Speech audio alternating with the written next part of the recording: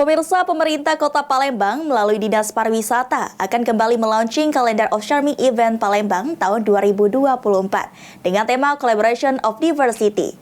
Setidaknya ada 125 event yang masuk ke dalam kalender of Charming Event Palembang 2024. Launching Calendar of Charming Event Palembang 2024 dengan tema Collaboration of Diversity digelar untuk keempat kalinya.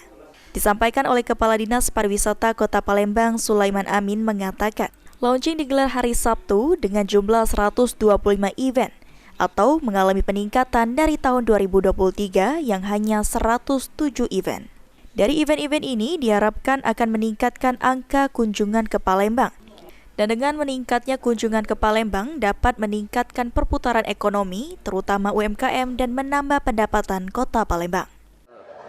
Untuk kegiatan Palembang di tahun 2024 ini seperti apa? Iya, jadi hari Sabtu tanggal 24 kita launching kalender event. Ada 125 event kenaikan dari tahun kemarin hanya 107. Mudah-mudahan dari event-event inilah akan meningkatkan angka kunjungan.